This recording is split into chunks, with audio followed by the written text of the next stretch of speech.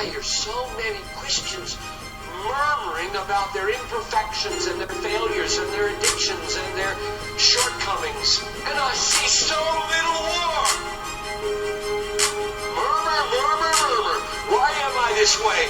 Link war. Bang with me, bang with me. Never playing games like this thing can get risky. So man, if you in Christ, let go your cross quickly. Feelings on the front line, time to come with it. Ay, do the right thing, wake up and let's get it. I ain't even in the ring, they throwing balls like Riddick. Oh, persistently attacking me, they even in the back of me. You see the fight, I lose my life, and I can't take this passive. What you think I'm about to do? I'm about to do what I can do. Trust the one who got me through and fight like it was after school. Never giving up, steady, standing on the battlefield. Feet firm to the ground like I How you guys doing? Jason Kuhn here, FEMA Region 5, giving you my Facebook article updates for October 8th, 2013. Let's jump right in it. We got a lot of news today. MrConservative.com, Obama administration threatens to arrest military chaplains for praying during government shutdown. Can't get any worse than this, folks. The First Amendment is very clear. Its first words state that the Congress shall make no law respecting an establishment of religion or prohibiting the free exercise thereof. The Obama administration, however, seems to need a refresher course on this core freedom. It has announced that during the shutdown, contract military chaplains are prohibited from exercising their faith by performing the Mass or otherwise ministering to their military flock. This is a big deal because the military does not have enough chaplains to serve the troops' needs, so they have to reach out to the civilian sector to hire chaplains. There you go. New World Order under Muslim Barack Insane Obama. Let's move on to more government shutdown news. Infowars.com, written by Paul Joseph Watson. Feds hold seniors at gunpoint during national park shutdown. Feds use Gestapo tactics to treat senior citizens like terrorists during the shutdown of Yellowstone National Park, placing them under armed guard in a locked hotel as panicked tourists thought they had been arrested, vowing never to return to America. Yeah, that's exactly what we want foreigners to think of, our great free country. Pat Villancourt was part of a tour group of senior citizens, visitors from Japan, Australia, Canada, and the United States who were in Yellowstone National Park when the government shutdown was announced last week. When the party briefly exited the tour bus to take photos of a herd of bison, they were aggressively ordered by National Park Service rangers to get back in their vehicle on the grounds that they were involved in recreation and that this wasn't permitted during the shutdown. The group had booked to stay in a hotel within the park, which turned into a prison as the visitors were told to remain in the building where their stay expired, despite the fact that their tour guide had already paid the $300 fee to enter the park. We've become a country of fear, guns, and control, Vaillancourt told the Eagles Tribune, adding they looked like Hulk Hogan's arm. They told us you can't go outside. The tourists were placed under armed guard and locked inside the hotel as MPS rangers stood outside their doors. Asian tourists visiting from more authoritarian countries thought they had been placed under arrest. Some of the Asians were on the tour said, "Oh my God, we are under arrest." They felt like they were criminals, said Vaillancourt. When the tour bus was leaving the park, it was also prevented from stopping at a full-service restroom on the way out, which had been threatened with having its license revoked if it allowed the bus to stop there.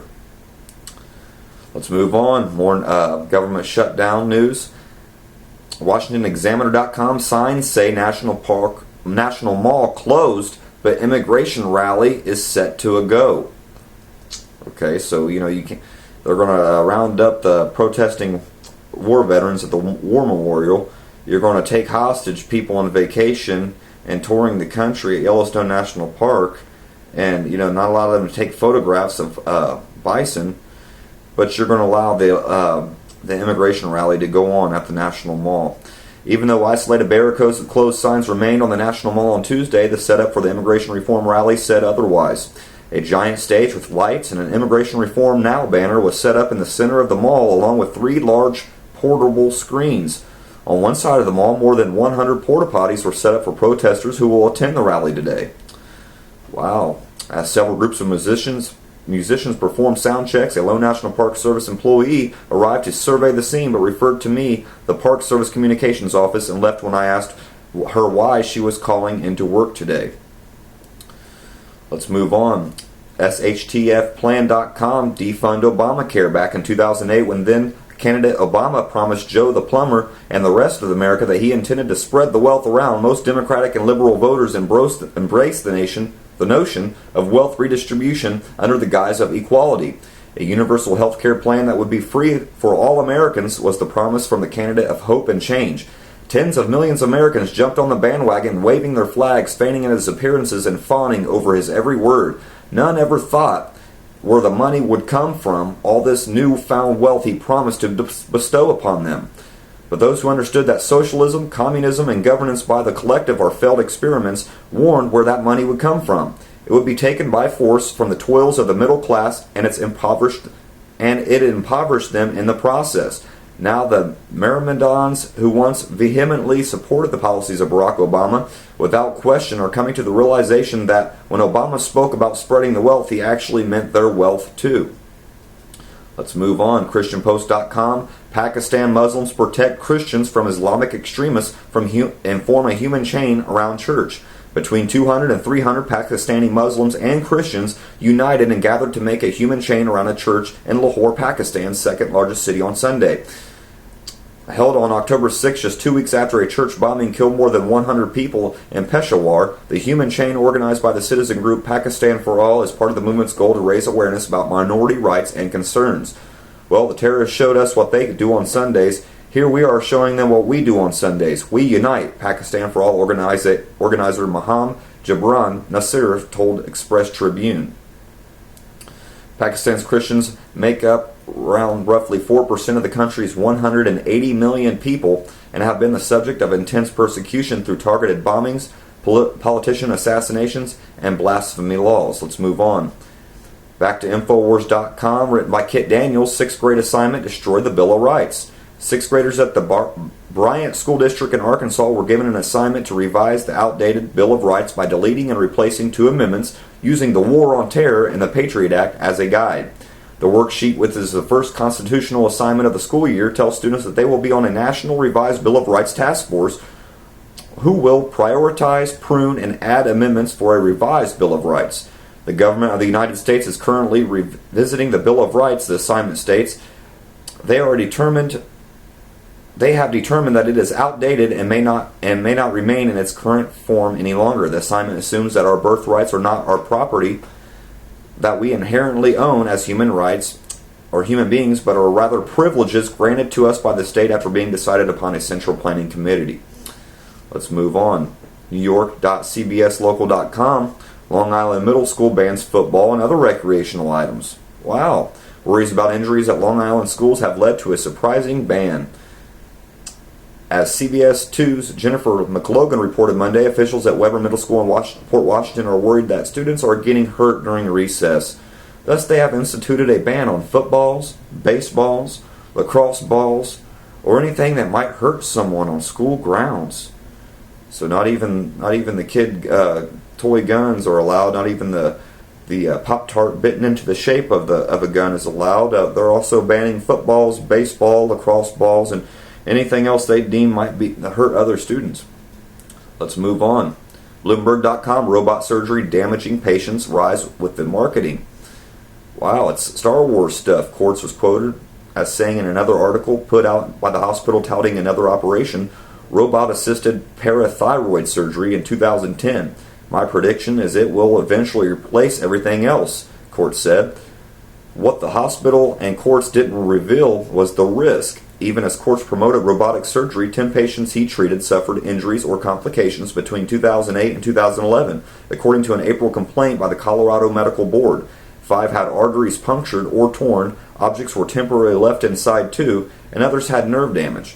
1 died and another needed cardiopulmonary resuscitation. The complaint charges Quartz with 14 counts of unprofessional conduct, including sometimes not advising patients on alternatives to the robot. That's your today's news in the medical field. Let's move on. RT.com. Kuwait Gayometer clinical screenings to detect and ban homosexuals from entry.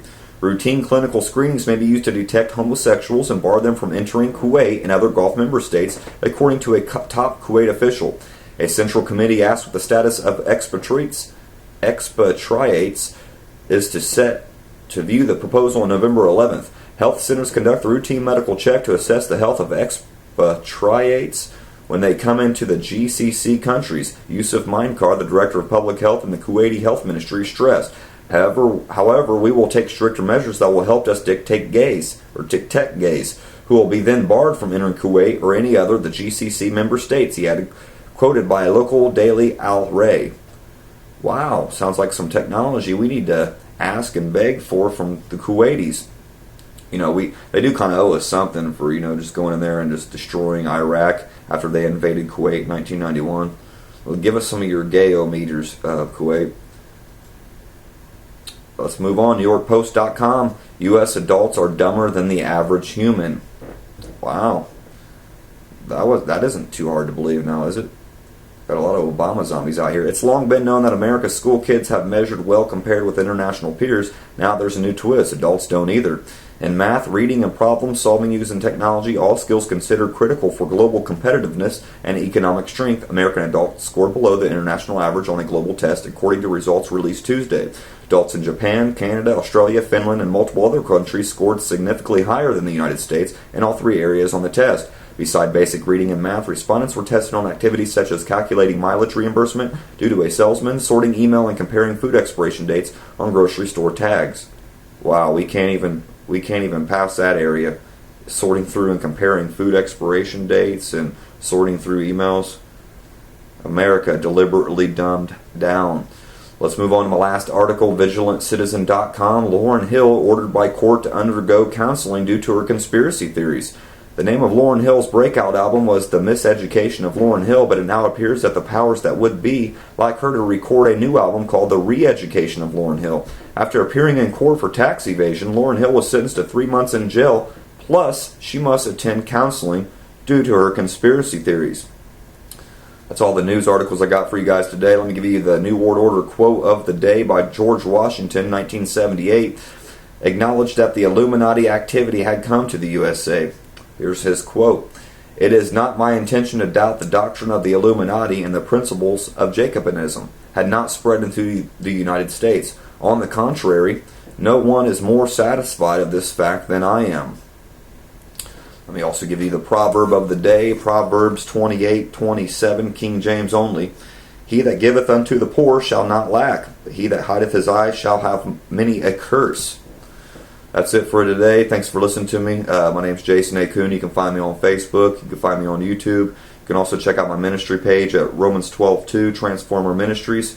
And I'll leave you off with the song I brought you in on by Flame and Tadashi Make War.